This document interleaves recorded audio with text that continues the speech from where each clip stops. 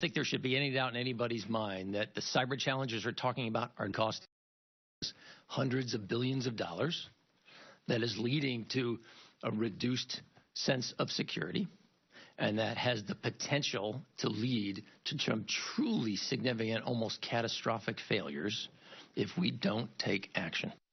Our nation's power grid at risk. U.S. leaders saying China and at least 2 other countries have the ability to launch a cyber attack that could cripple our economy. That's not the only threat we're facing tonight. From public health hazards like Ebola to the possibility of a 21st century Hugo, there are a lot of potential crises looming. A local congressman has gathered federal, state, and local leaders in the upstate to discuss how we can deal with those disasters. 7 on your side's Jenna Traum was in Clemson today for a congressional hearing. She shows us how they're preparing for the worst.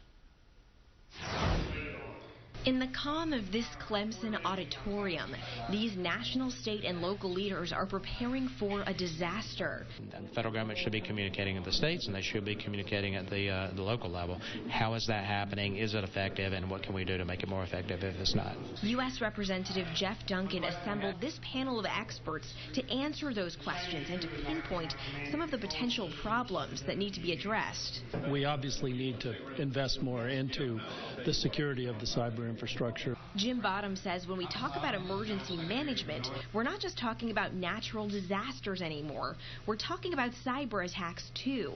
But Bottom says today's technology, including social media, can also be a part of the solution. On cyber attacks, the people that do these typically talk. They can't help but talking on social media, so you can get intelligence on what they're doing or what they might be planning to do and maybe avert some of that. The panel also discussed how to deal with Mother Nature's wrath.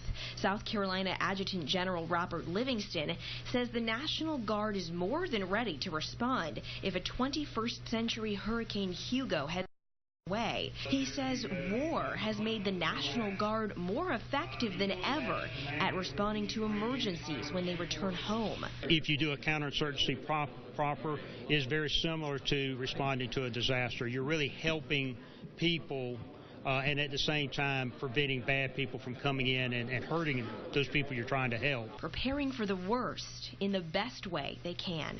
In Clemson, Jenna Traum, 7 on your side. One thing Representative Duncan discussed today was the potential for a statewide app that would send emergency information right to your smartphone. He says he got the idea from an Israeli app that lets people know when there's an attack. Meanwhile, the Adjutant General says one of the biggest challenges during an emergency is lack of flexibility in federal funding. He says it makes it hard for states to send reinforcements to neighboring states during an emergency because they don't know if the federal government will reimburse them.